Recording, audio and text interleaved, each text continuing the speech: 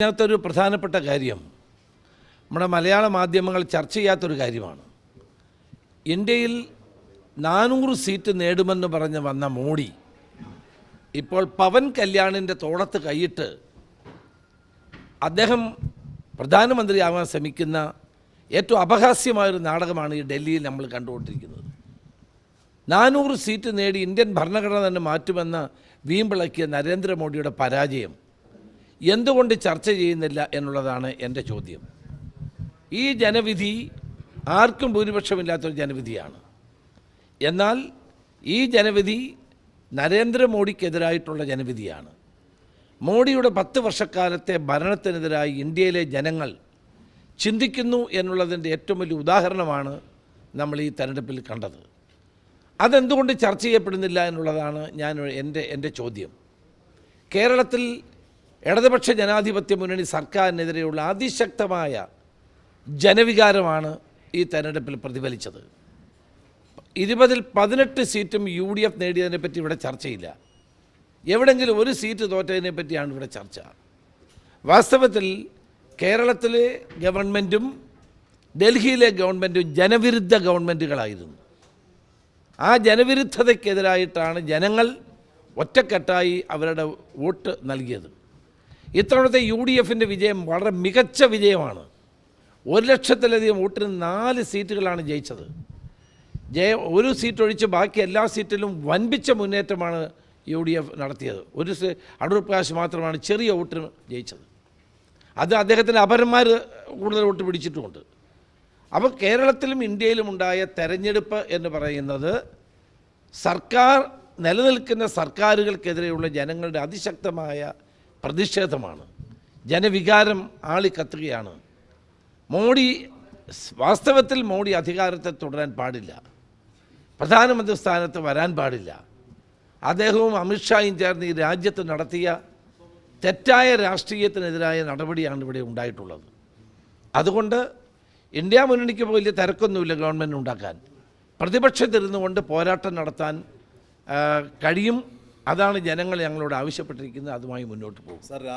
രാഹുൽ ഗാന്ധി പ്രതിപക്ഷ നേതാവാകണമോ എന്നത് പാർട്ടിയാണ് തീരുമാനിക്കേണ്ടത്.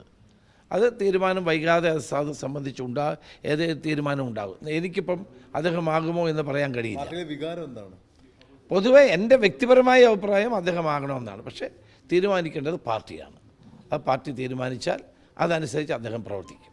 ഈ ഇന്ത്യ സഖ്യത്തിൽ ഏതെങ്കിലും തരത്തിൽ തൃണമൂൽ കോൺഗ്രസിന് ഇപ്പോഴും ഒരു അവിശ്വാസമുണ്ട്. കാരണം JDUവോ അതല്ലെങ്കിൽ ഈ പറയുന്ന TDP എന്തെങ്കിലും ഒരു പാലം വലിച്ചാൽ തൃണമൂൽ പുറത്തുനിന്ന് പിന്തുണ കൊടുക്കില്ല എന്ന് അത്ര ഉറപ്പുണ്ടോ?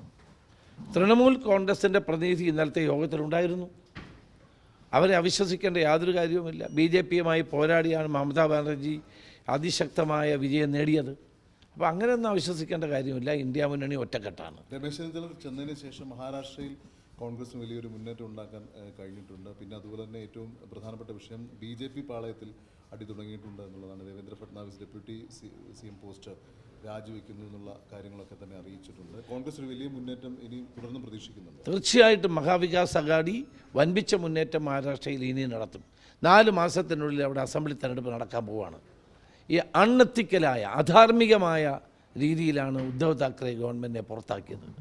അത് ജനങ്ങൾക്ക് ഒട്ടും ദഹിക്കാൻ കഴിഞ്ഞിട്ടുള്ള കാര്യമല്ല. അതിനെതിരെയുള്ള ശക്തമായ വികാരം അവിടെ നമുക്ക് കാണാൻ കഴിയും.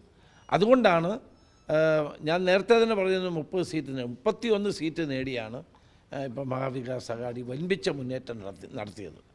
അത് മഹാരാഷ്ട്രയിൽ മഹാവികാസ് അഘാടിയുടെ ഗവൺമെൻറ് ഉണ്ടാകുമെന്ന കാര്യത്തിൽ സംശയമില്ല.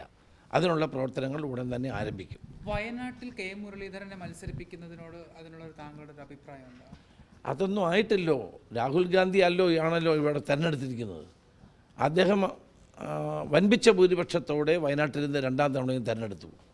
വലിയ ഭൂരിപക്ഷത്തോടെ അദ്ദേഹം അമേഠിയിൽ നിന്നും റായ്ബറേലിയിൽ നിന്നും തെരഞ്ഞെടുത്തു. ഏത് സീറ്റ് നിലനിർത്തണം എന്നുള്ളത് അദ്ദേഹവും പാർട്ടിയും ചേർന്ന് തീരുമാനിക്കും. എന്നിട്ടേ മറ്റ് കാര്യങ്ങളിലേക്ക് നമ്മൾ കടക്കുകയുള്ളൂ.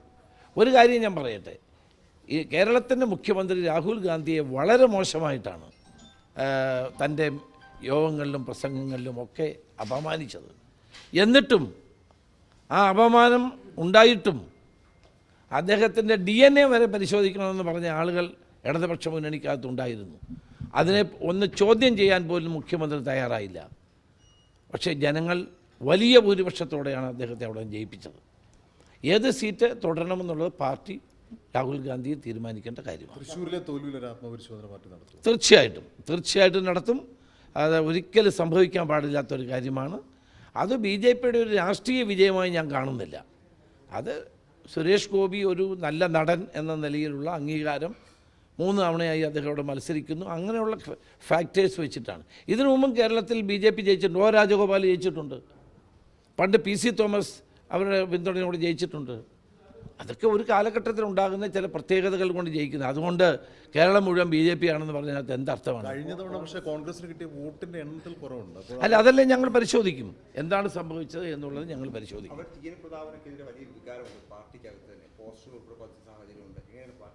അല്ല, അതെല്ലാം ഞങ്ങൾ പരിശോധിക്കും. പാർട്ടി അത് പരിശോധിക്കും. KPCC പ്രസിഡന്റ് തന്നെ അത് പറഞ്ഞിട്ടുണ്ട്, അത് പരിശോധിക്കുമെന്ന്. പരിശോധിച്ച് എന്താണ് കറക്ഷൻ വേണ്ടതെന്നുള്ളത് കാര്യത്തിൽ അത് തീർച്ചയായിട്ടും അത് സ്വീകരിക്കും.